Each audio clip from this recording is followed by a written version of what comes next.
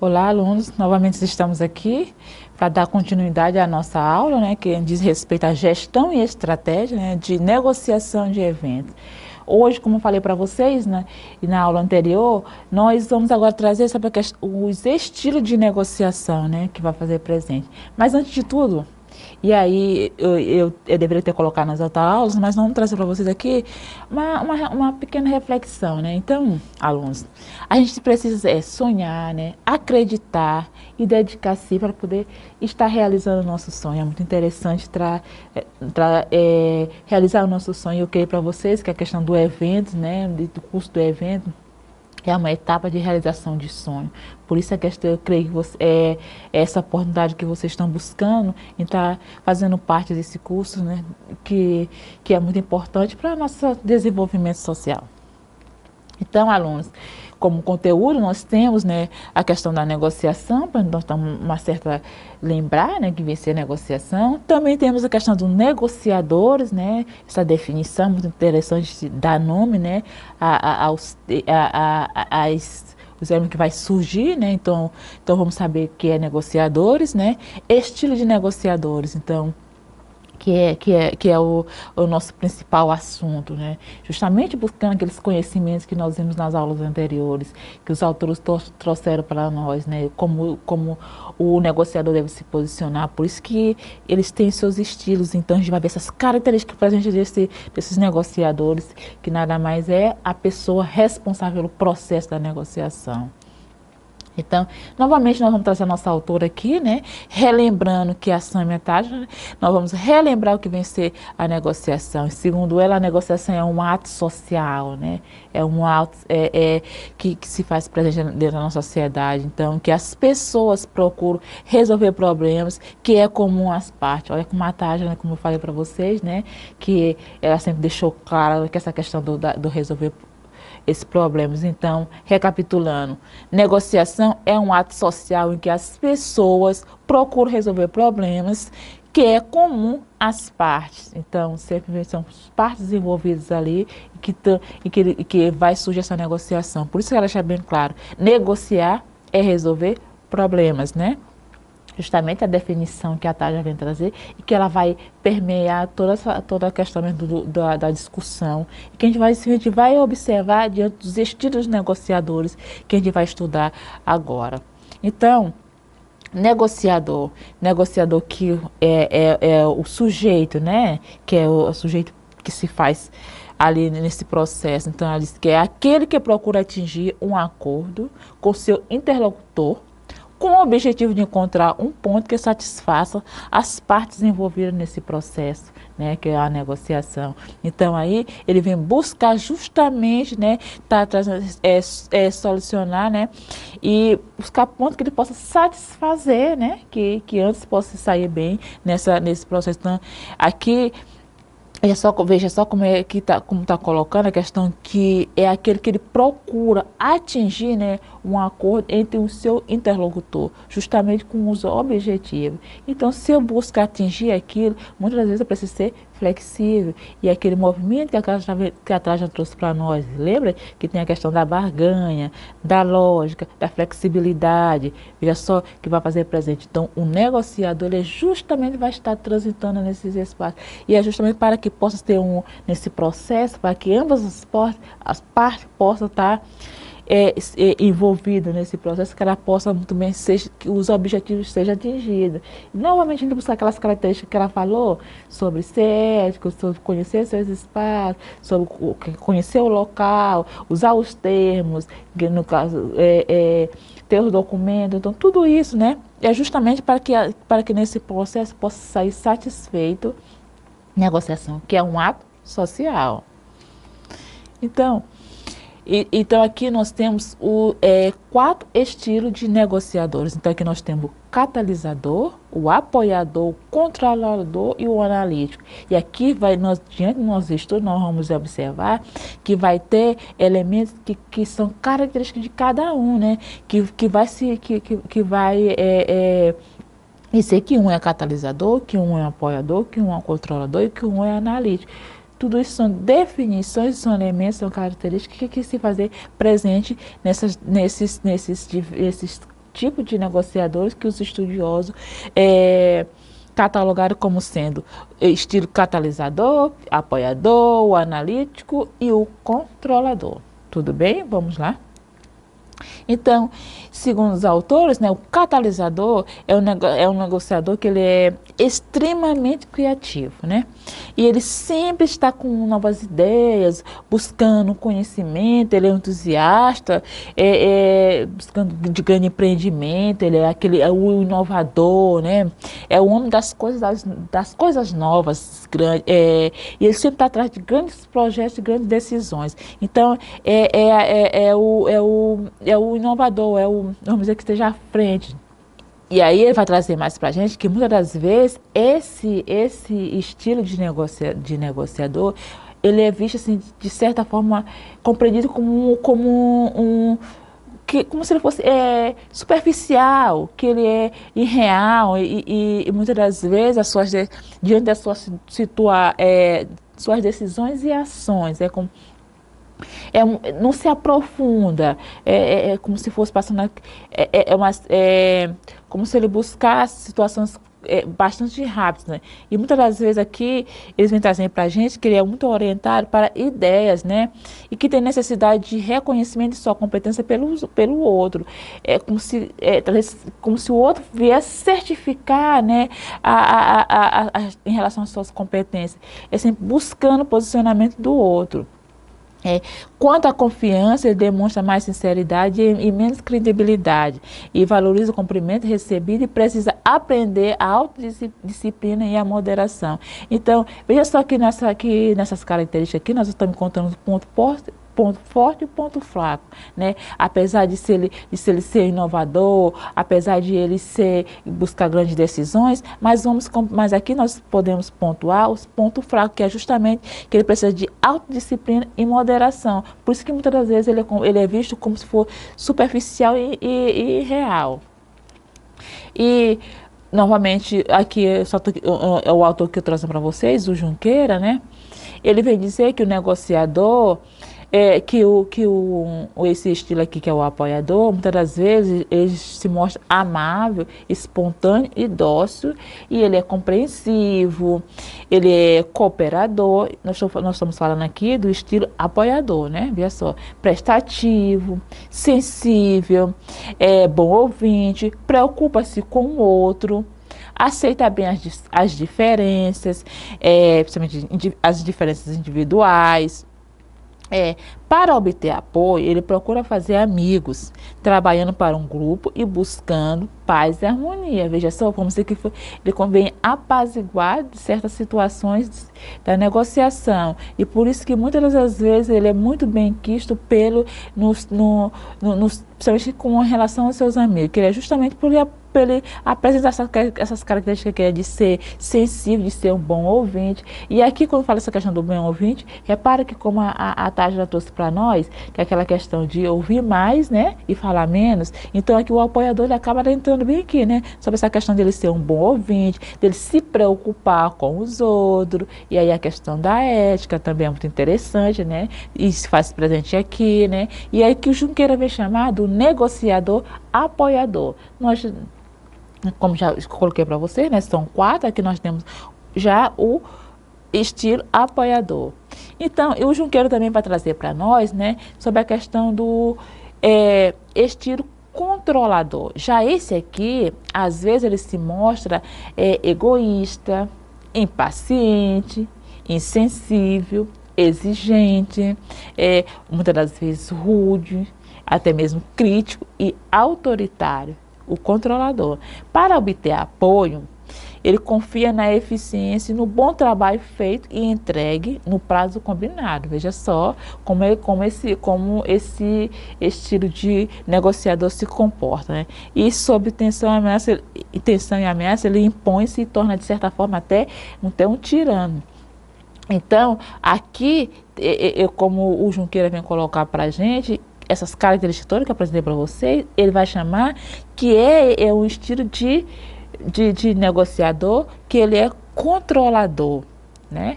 Então, e aí, deixa eu só voltar um pouquinho.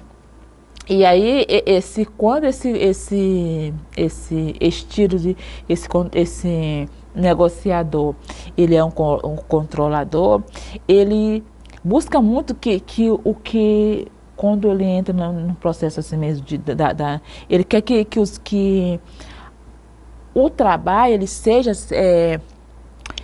entregue, né, de forma que não possa ter atraso, né?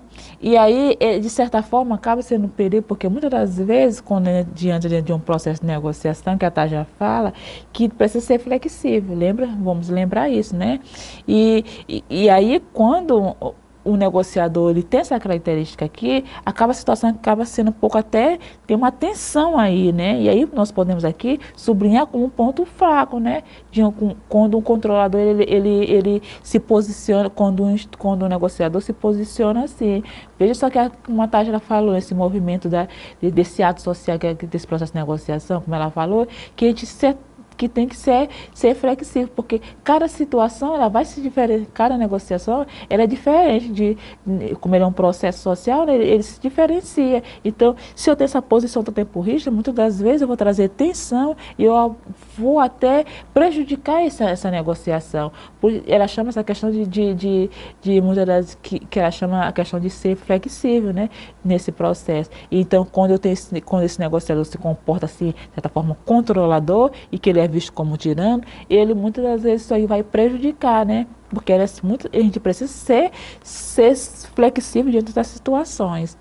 Pois é. Agora também o mesmo autor, né, o Junqueira, ele vem falar de um outro tipo, que é o analítico. Segundo o autor, ele fala que ele é típico de pessoas que é mais orientada para os procedimentos, para os detalhes, ele é mais detalhista, que é o mais cauteloso, né? Ele mostra-se cuidadoso e muito organizado. Ele é sério, ele é lógico, ele controla, ele é um controlador, né? Ele é controlado, ele é paciente, pragmático e ele não assume risco, justamente porque ele busca esses procedimentos, como assim, é aquele que quer saber no terreno que ele está pisando, né? Por isso que ele é bastante cauteloso, ele nunca quer se estar diante do risco, justamente para ele não saber onde ele está pisando, então ele não quer correr risco, por isso que ele se baseia muito na questão mesmo dos procedimentos, conhecer os termos. E aí, novamente, a gente volta a que Tágera falou, né? Conhecer o local em que você está se envolvendo. Por isso que o analista ele busca conhecer os locais, o local em que ele está se envolvendo, ele vai se orientar justamente pelos procedimentos. E ele é sério, e muito, muito, muito organizado, é justamente para que não possa correr risco. Por isso que o Junqueira chama ele de analítico, ele busca analisar justamente tudo isso para que possa não correr risco. Então, e aí o Junqueira acrescenta dizendo que para obter apoio desse negociador, ele mantém-se atualizado a par do que está acontecendo, ele demonstra que conhece o trabalho, que é especializado e sob tensão, ele cala-se, ele retira-se ou evita conflito. Então, é uma das características aqui do analítico, ele justamente, como ele é muito cauteloso, né, ele vai justamente estar analisando o local em que ele está, mas isso aí também a Tágera chama, né, para estar conhecendo aquele, né, tudo isso, então ele vai buscar justamente os procedimentos que estejam envolvidos, e quando a tensão surge, o que ele faz? Em relação ao tirano, que vai para cima, que muitas das vezes ele acaba até me contaminando a questão da negociação, já o analítico não, ele busca calar-se, né? E aí, mas só que ele retira-se para evitar o conflito. Mas, gente, diante do negócio, o conflito ele vai existir. Por isso que é bom a gente saber quais são esses tipos de estilos, dos estilos de negociador, porque muitas das vezes tem certas situações que você tem que, por isso que é a questão da flexibilidade, né? Como você deve se posicionar, né? Então, se diante de uma situação, muitas das vezes a pessoa ela sai, mas aí precisa resolver a situação, precisa resolver essa negociação. Então é necessário também que você, de certa forma, você possa saber se comportar e agir de situações que você tem que ser flexível. Não é só partir para cima ou sair da situação, não, mas vamos também analisar aquilo e saber como resolver. Então o analítico, né, assim, ele tem, vamos dizer que tem esse ponto fraco, é justamente aí, de se retirar, né, porque se ele não está conseguindo controlar, né, então ele acha necessário se retirar. Mas a gente tem que ter cuidado, né, em relação a isso, porque eu preciso conhecer justamente para eu saber buscar e resolver. É como a Tágila fala. Então, negociar é resolver problemas. Então, não adianta eu sair da situação, né? Eu preciso saber que é necessário resolver. Então, caros alunos, então, pelo que nós observamos, né, nessa aula de hoje, nós tivemos ciência de o que é negociação, né? Que a Tati fala que é um ato social, o Ron já vem trazer que é um processo social. Repare que os dois acabam se dizendo a mesma situação, né? Então nós observamos isso, o negociador, como é que é esse que busca, né, trazer, resolver as situações diante desse processo, né? Busca que ambas as partes saiam bem diante dessa situação. E nós também aprendemos são os quatro estilos de negociadores, né? E que nós trouxemos aqui o apoiador, que é aquele que é espontâneo, que ele é ágil, mas que ele é ágil, que ele é compreensivo, que isso é muito importante, mas como a Tágila disse, que a gente tem que aprender a dizer não. É interessante essa característica do apoiador, é muito interessante na situação, que ele seja um bom ouvinte, que ela disse que é necessário fazer isso, né? Saber ouvir, que seja compreensível, ainda a questão da ética, mas também é interessante também saber dizer não, né? Não é necessário que eu seja também que seja também tirano diante de uma situação, mas tem certas situações que é necessário dizer não para que esse processo ele ocorra tranquilamente e que ele possa ser bastante coeso e limpo, né? Por isso que também não é só dizer sim, né? Como o nosso apoiador, né? Que ele apoia tudo, que ele é dócil, mas esse processo de dizer, então isso nós aprendemos hoje, né? Esses estilos, quais são eles que você fazer presente, como se é necessário. Repare que diante do nosso estudo nós observamos que tem seus pontos fortes e seus pontos fracos, né?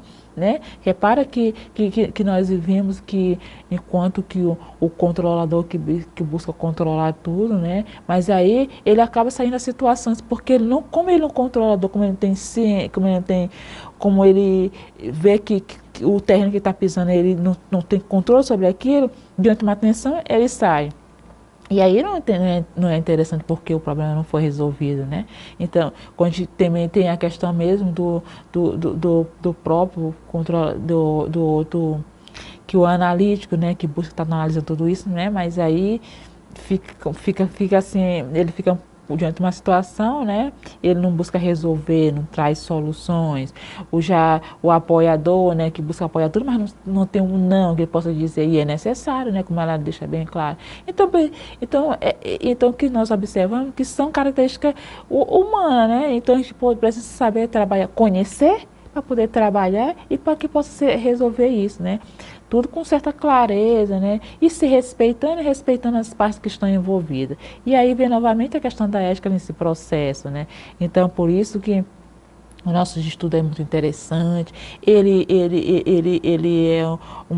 é essa temática que nós trouxemos hoje, ela é muito salutar, né, para que a gente possa, quando for trabalhar na questão do evento, a gente sempre vai se deparar, será que estou nesse momento aqui, o meu estilo aqui está sendo muito controlador, será que neste momento aqui, essa negociação, estou me comportando como um certo tirano, né, um catalisador, né?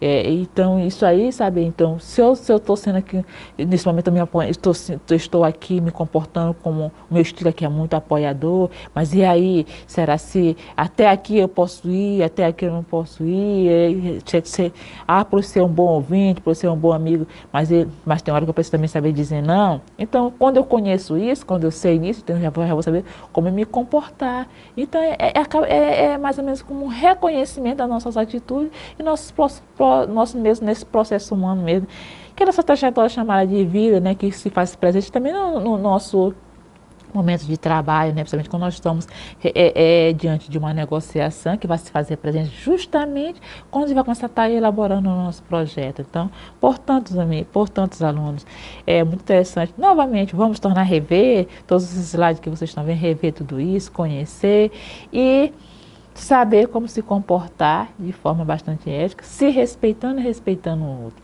Espero que vocês estejam compreendidos, que vocês tenham entendido, né? E que esse processo não termina aqui. Vamos continuar estudando, né? Revendo e colocando mais elementos que vocês com certeza vão encontrar aí no mundo da internet, que tem vasto material aí para estar mais complementando a nossa aula. Espero que vocês tenham compreendido. Muito obrigado e até a próxima.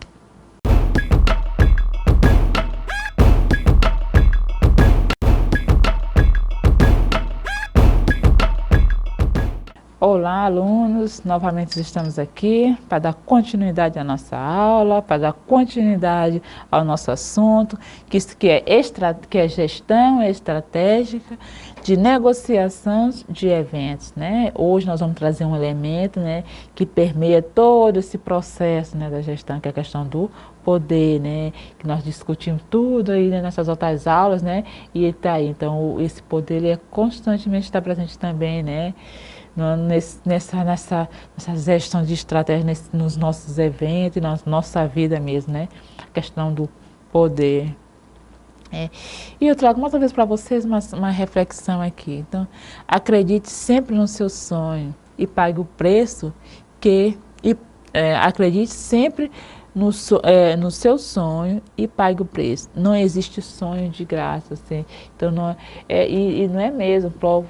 A própria questão mesmo do sonho de vocês estar nesse estudo, né, nesse curso. É um preço que está se pagando para se alcançar, né, uma situação mais adiante, né, de melhor. Então, justamente o preço, o tempo que está envolvido, a disponibilidade e outros mais elementos que vão fazer parte desse sonho, né, que a gente constantemente estamos buscando aí para alcançar. Mas essa realização pessoal, mediante essa trajetória que a gente fica percorrendo, né, que a gente chama de vida. Então, hoje, no conteúdo que eu trouxe para vocês, que nesse processo, que é o poder no processo de negociação, estou dizendo aqui que nesse processo de negociação, eu vou ter a questão do poder que vai estar permeando, né, esse processo. Então, nós trazemos a importância do poder no processo da negociação, nós temos também a definição de que vencer, né, poder, e no processo de negociação nós temos alguns pontos bastante importantes que nós vamos estar aqui analisando, e nós vamos trazer também a questão dos tipos de poder que vai se fazer presente nesse processo de negociar, né? Como a Tati sempre falou para a gente, né? Nós estamos constantemente negociando. Tudo bem? Então, gente, a importância do poder no processo de negociação. Veja só. Você, ao se deparar com a palavra poder, deve estar achando que ter poder é algo ruim, pois quem tem o poder tem aparentemente o direito de tratar mal as pessoas ou mesmo fazer o que bem desejar. Pois bem, caros alunos, nem sempre o poder tem esse sentido grosseiro, esse sentido cruel, apesar de muitas pessoas poderosa considerar que estão acima da lei. Normalmente, quando a gente fala poder, né, e aqui como o texto está trazendo, a gente imagina que é uma situação ruim, porque muitas das vezes acontece mesmo as pessoas que têm poder, né, acham que estão acima da lei e que pode tratar as outras pessoas, né, de forma rude, de forma cruel, grosseira, não respeitando o outro, né? Mas isso aí é equívoco, a gente tem que saber que nem nós estamos em determinadas situações que sempre a gente está precisando do outro. E esse processo humano da gente, ele é isso. O ser humano, ele precisa do outro, né? Até justamente para vamos dizer assim, para justificar a sua existência. Então, é um equívoco que nós, seres humanos, Muitas das vezes, quando a gente tem poder e tem aí diz que quer conhecer o outro, dê poder a ele, né? Mas a gente diz para o outro, mas nós também, muitas das vezes que quando tem um certo poder, seja no que for, né? Na barganha que for que a gente está para a gente se acha que o poder, e vamos dizer assim, que às vezes o poder sobre a cabeça, que a gente se acha no direito, né? Como o texto está colocando, de tratar um mal o outro. Mas cuidado. Todos nós temos os nossos limites, né? Vamos dizer, todos nós temos, né, a nossa fraqueza, né? Então, vamos respeitar, vamos estar querendo ter respeito e respeitando o outro. Então, por isso que o texto está dizendo bem aqui, bem claro, né? Que as pessoas que têm os direitos que estão acima da lei, né? Mas novamente, como eu estou colocando, cuidado. Então, o poder em relação às instituições, é só para a gente estar contextualizando aqui, né?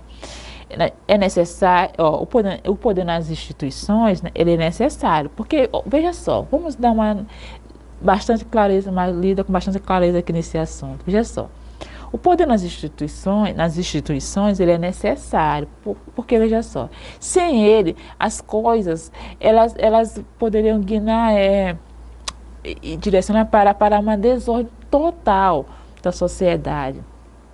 Por isso, gente, que a gente imagina que como está na sociedade a gente pode fazer tudo, mas não é, porque para que a nossa possa fluir esse nosso convívio humano, é necessário, né, que se tenha um certo controle, porque veja só como ele está colocando aqui, né, imagine se não existisse a lei, né, para normalizar os atos dos cidadãos que vivem em sociedade, seria totalmente uma anarquia, um descontrole, e que qualquer um poderia simplesmente sair agredindo, matando, roubando, pois o poder das leis não interferia em tais atos. Portanto, o poder judiciário, enquanto poder legítimo institucional, ele vem julgar esses atos irregulares das pessoas e ele, portanto, ele é um poder necessário e é importante na sociedade. Então, veja só. Então, se a gente não tivesse esse poder que vem para o judiciário, a gente teria um descontrole dentro da nossa sociedade. E por isso que a gente tem a nossa Constituição, né? Que estão as normas, né? Que vem, vamos dizer, que vem reger a nossa sociedade, né? Então tá aí, a gente pensa que não, mas tá aí. Por isso, acho que para que a gente possa ter uma sociedade, né? Mais justa, é necessário que a gente saiba. Por isso que muitas das vezes a gente acaba tem que precisar se entender, né, que nossos atos, se eles não transcorrem de uma forma que possa trazer um bom convívio para todos na nossa sociedade, ele tem que ser julgado. Veja só, eu não posso me sentir no direito de sair prejudicando o outro como do meu bem entender, matando, roubando, prejudicando o outro. Esses atos, eles precisam ser julgados, porque vai prejudicar o nosso convívio, porque nós somos seres que vivem em sociedade, nós somos ser social. Então, portanto, eu preciso que a nossa sociedade ela seja saudável. Então, essas leis vêm justamente buscar esse equilíbrio, justamente buscar essa normalidade, essa dinâmica, né?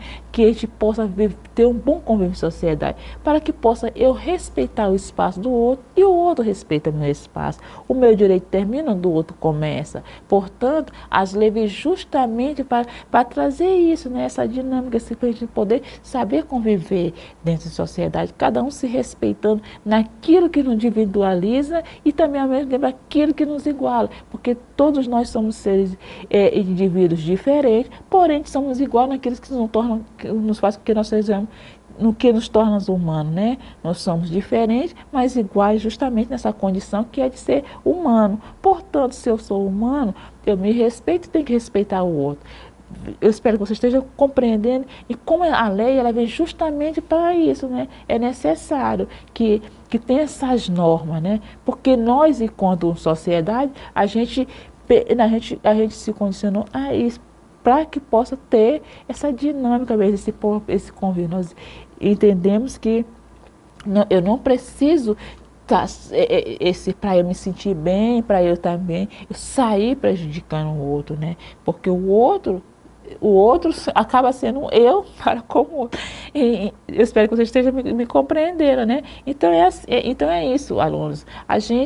Nós precisamos nos posicionar de bem para com o outro, né? Essa atividade de estar se respeitando é justamente para que esse respeito chegue a mim, porque eu dou no sentido também de estar recebendo, né? Eu respeito o outro, porque o outro também acaba sendo eu, né? Então eu tenho que ter esse controle de compreender que vocês, enquanto aluno, se está em determinado espaço, eu não preciso estar quebrando, vamos dizer, os bens públicos, porque eu chego, eu estou numa parada, né? Eu não tenho coletivo, porque eu utilizei aqui, mas não vou utilizar, então eu vou arrebentar. E aí, gente, eu estou prejudicando essa situação que mais tarde vou precisar. Ou mais ainda, eu chegar como a gente tem visto, né, que algumas pessoas não compreendem o ser humano, vamos dizer, a pessoa que está em condição de rua, né, e aí eu não vejo ele como ser humano por eu achar que eu não estou nessa condição. Mas vamos buscar a essência, né? Eu sou um ser humano, ele também, as condições diferenciam, mas a gente se iguala, no sentido que aqui, cada um aqui se diferencia, mas o primordial está aí, né? Ser humano. Então é por isso que entra a questão da justiça, porque eu não preciso quebrar essa regra de não entender o outro, né? Como uma pessoa de direito, né? E tem as condições diferenciam, mas eu tenho, assim como eu tenho direito, o outro também tem. E isso muda, né? O outro também precisa entender também que eu também tenho direito, e aí eu chamo a atenção sobre as condições das mulheres, que muitas das vezes não se respeita, né? Não se compreende que a mulher também, ela precisa que seu espaço seja respeitado para que ela possa transcorrer tranquilamente. E vamos dar um estudo sobre isso, né? Dizer alguns elementos, algumas situações em que essas condições de ser mulher não se respeita, né? E aí o máximo é mulher, mas é ser humano, é homem, mas é ser humano. Vamos nos compreender nesse sentido, né? Para que nós possamos transitar corretamente nisso. Então, voltamos novamente aqui mais à nossa aula. Vamos compreender, né, que a importância desse processo da negociação é um processo que ele vai envolver uma importante decisão da organização em que seus diretores de departamento estão no processo, e o que vai imperar nesse caso é o poder da argumentação e do convencimento. Veja só, nesse processo aqui que vai argumentar e novamente vai buscar a questão que a Tati ela fala, né, que está usando bastante argumento. Então, deixe para que com o principal e legítimo detentor do poder, que é o empresário e o principal executivo. Veja só, né, que quem é que vai ter, né, que é o empresário nesse processo bem, que é ele que vai deter, né, que ele é o principal executivo. Então, o poder no processo, outra questão bastante importante aqui, o poder no processo de negociação, ele é um pouco diferente, né, pois em uma grande parte, ele imperará aquele que tem mais elementos do poder perante os demais. Por isso que ele colocou lá na questão do executivo, né? Que vamos dizer que aqui na hierarquia, né, a pessoa central, o poder está mais sobre ele, né? Justamente porque ele está aqui no topo da hierarquia. Normalmente isso acontece em relação ao empresário, que diante de uma empresa, ele, vamos dizer, né, que diante do colaborador, o poder está sobre ele, porque ele é o central, entende? Espero que você esteja compreendendo. Esses elementos do poder, ele pode ser relacionado à questão do dinheiro, né? A questão, então, que tem mais direito, vamos dizer que o poder está sobre ele, né? Que tem mais dinheiro, que é o dono da empresa, a sabedoria mesmo, o conhecimento, e muitas das vezes vamos pensar isso na linha da ciência, né? A pessoa que estuda mais, vamos dizer, um médico, que ele da sabedoria, do conhecimento que ele adquiriu nesse processo, né? Então, a questão que acaba sendo a questão da inteligência, ou mesmo a experiência, uma pessoa que tem muita experiência e tem um certo poder sobre si, por causa que ele já vivenciou mais aquilo, né? Então, aí tem um poder aí voltado para ele. Em relação às redes de relacionamentos também, acaba dando um poder, que você que tem uma rede de relacionamento bastante ampla, isso te dá um certo poder, né? Porque você tem vários, vamos dizer, conhecimento, vários amigos, várias pessoas na tua rede de relacionamento. Isso te dá um certo poder também. Em relação à influência com outras pessoas, que tem mais poder, aquela pessoa é muito influente, aquela pessoa é muito poderosa, porque ela é muito influente, ela consegue transitar em vários espaços. Então, um ocupante de um cargo que evidencia poder, vamos dizer, a questão de um político, aí nós temos aí o presidente, os mesmos temos o senador, então, esse também está aí em volta sobre ele a questão do poder, né, diante da ocupação dos cargos políticos.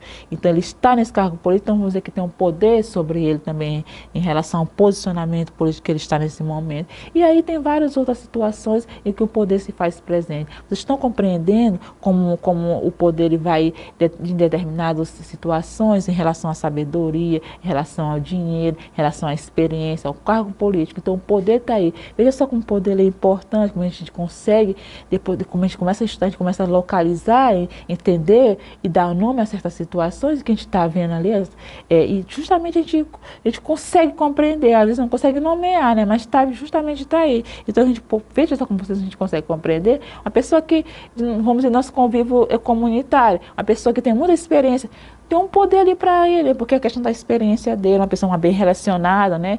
Um poder também está direcionado para a gente. E aí a gente consegue observar como a pessoa, vamos dizer, a gente chama logo uma pessoa de poderosa, né?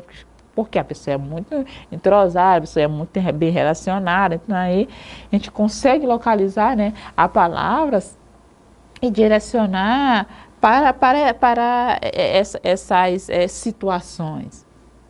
Então, veja só, o autor Jones, ele fala que o poder ele é um instrumento, né, utilizado para que a autoridade, né, resolva um conflito existente em um ambiente organizacional, quer seja ele de cunho decisório ou mesmo operacional. Isso significa que A faz com que B faça algo de outra maneira que não teria feito. E acontece mesmo, muitas das vezes você tem a pessoa, o chefe tem um departamento, nós temos empresário, mas abaixo dele tem uma outra categoria que também tem certos poderes. E aí, né, diante das divisões, né, vamos dizer, no setor empresarial, vai ser, vamos dizer, micros poderes, né, cada pessoa vai ter mais determinada posição que ele vai ocupando, então vai tendo poderes, né, e a gente vai conseguindo observar. Por isso que o Johnny disse, né, que o poder é um instrumento utilizado para que a autoridade ela resolva um conflito existente, né? E ela pode ser tanto dentro desses horas, mesmo operacional mesmo. E aí a gente tem esses mestres de obras, né, que a gente vai compreender, né, que tem um certo poder também sobre eles também aí, e que ele pode estar resolvendo certos conflitos. Então aqui você observou que foi uma definição de poder. Então aqui também nós temos nesse processo, a gente tem uns pontos bastante importantes. Veja só, é um processo de negociação. Aquele que tem menos poder, ele procura outra parte para a identificação daquele que tem mais poder, para que assim definir estratégia, né, que anule e que neutralize o participante, né, com mais poder. Por outro lado, aquele que tem mais poder evidencia ampliar mais a sua condição de negociador poderoso, para que possa obter mais vantagem no processo de negociação. Com isso, ataca os que têm menos poder naqueles que eles são mais fracos. Então, veja só, olha só a utilização do poder que está dizendo que vai acontecer. Aquele que tem mais poder diante da situação, justamente ele vai querer se sobressair nos de sufocar o outro que tem menos poder. Para se posicionar, para se levar a sua condição porque compreende que neste momento eu tenho mais poder, justamente para subjugar o outro. Veja só, nós temos uma balança que se desequilibra aí, né? O que tem mais poder, seja lá o que seja por mínimo que tem, mas ele sempre vai estar querendo acima do que tem, que tem menos poder, por isso esse que tem menos poder, ele é compreendido como fraco. Outro ponto importante que nós temos para nós analisar diante dessa questão do poder nesse processo de negociação. Em uma mesa de negociação, as tratativas se desenrolam com aqueles que conhecem os pontos fracos, veja só, da outra parte e subjuga a ideia, a neutralização dos pontos fortes. É um verdadeiro jogo de xadrez, onde cada movimento deve ser analisado com muita cautela para assim saber os passos seguintes que serão dados pelas demais participantes. Veja, aqui como fala como jogo de xadrez, veja que a Tágila falou para nós sobre os movimentos que são envolvidos nesse processo da negociação. Então, nesse momento, esse processo da negociação que está envolvido, repara que tem um poder ali. Olha que o que o autor diz, né? É como se fosse um jogo de xadrez, que os movimentos eles são analisados cautelosamente, né? Justamente, né, para que os passos seguintes sejam dados por demais participantes, né? Quando se vê diante de uma mesa de negociação. Nós estamos aqui analisando analisando uns processos bastante importantes diante da negociação. Eu agradeço a oportunidade, espero que tenham novos encontros e novamente vamos enriquecer essa jornada com conhecimento. Agradeço e até a próxima oportunidade. Tudo bem?